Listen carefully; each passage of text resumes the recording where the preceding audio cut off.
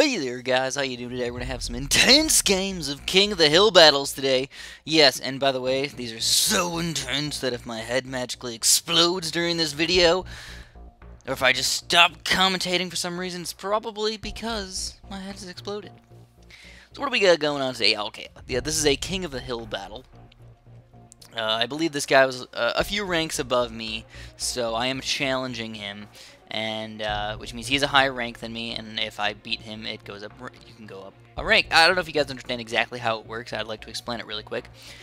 Basically, there's about 100 people in King of the Hill right now, and all it takes to go up in ranks is for you to beat the person above you. So, for example, if I'm rank 100, and then I beat the person who's rank 90, I'm currently rank 80. I'm currently rank 90.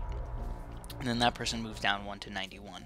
And that's the way it works. You know, the more you play, usually the higher you can go up. And then you can get challenged as well. And if you get challenged and then you lose, well, you go down. So, yeah, I know that's kind of sad.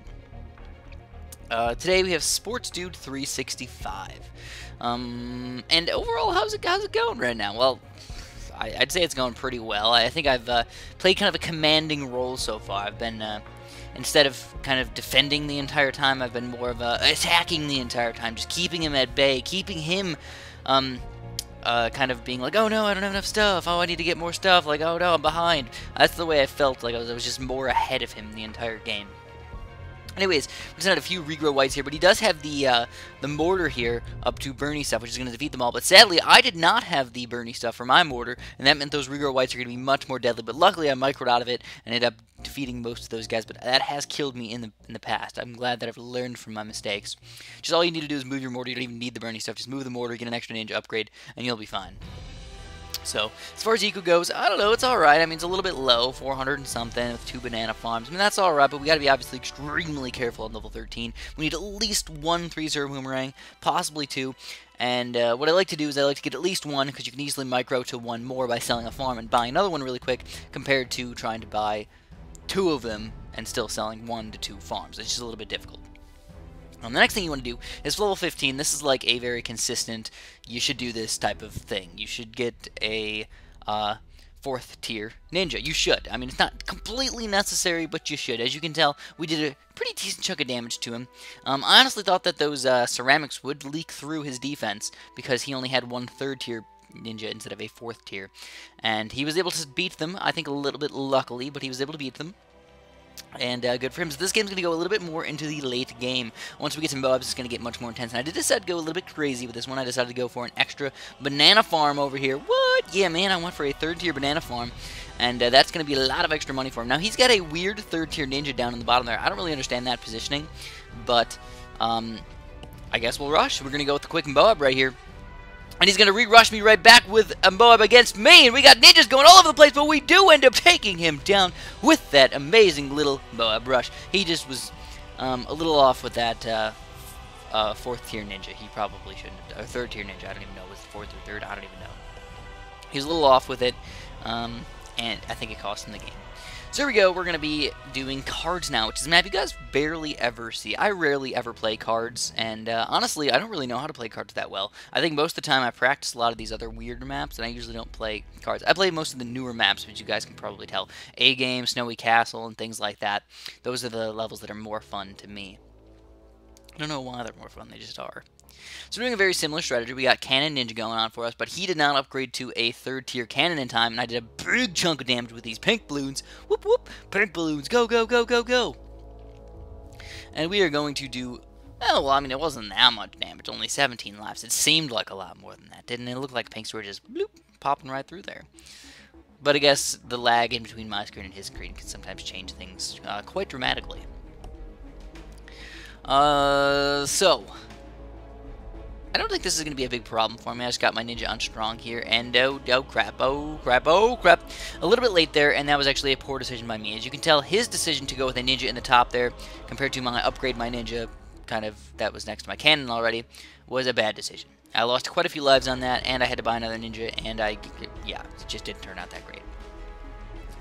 Luckily, I was able to micro and get my extra ninja there. If I didn't have enough money for that ninja, that would have been really, really bad. And then surprisingly, I'm very, very surprised that a 3rd tier cannon cannot beat full yellows or full regrow yellows on this map. I don't understand why.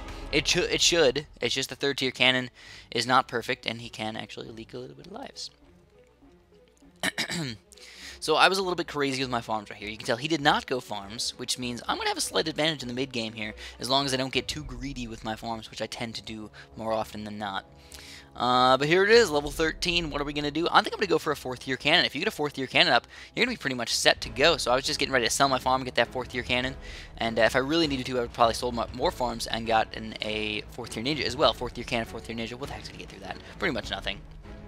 Nothing's going to get through a 4th tier cannon mortar anyways, but just to get that extra little bonus of ninja really does help you out. So this is where it's going to get a little bit intense for him. He's got that 4th tier cannon, but you know what? He doesn't have that much ceramic popping power with only 1 ninja there. Could we take him down with this silly little rush? And we do! With a few regrow ceramics, we're going to take him down. Amazing. Sorry, my throat's a little bit... You guys know how it is. Your throat just gets a little bit gross. And I've been doing a lot of practice on A game lately.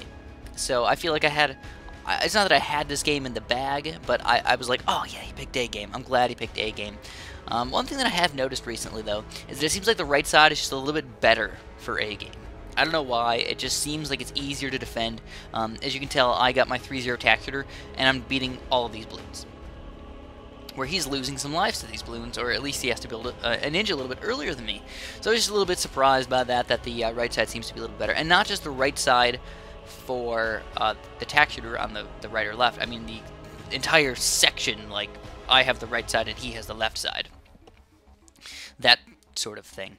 So anyways, I'm playing more of a commanding role again. I'm doing a good blue-pink mix. And I don't know if you guys can actually notice my sending balloons here. I've noticed this recently and it works really, really well. What you do is you send out as many blues as you can, besides enough money for 1 pink. And then I send out that pink. And that's probably the best way to get the most damage out of your early game here. Send out as much money as you can, save about 50 bucks for that pink balloon, send out that pink balloon, and then start rushing blues again, save 50 bucks, do the pinks. I know that's kind of a little bit of a dwindly little thing to go for, to do, you know, that little bit tiny bit more lives damage. I don't know, I really think that paying attention to that, because you really don't have to pay attention to that much in the early game anyways, but doing those silly little things like that can really help you out in the late game.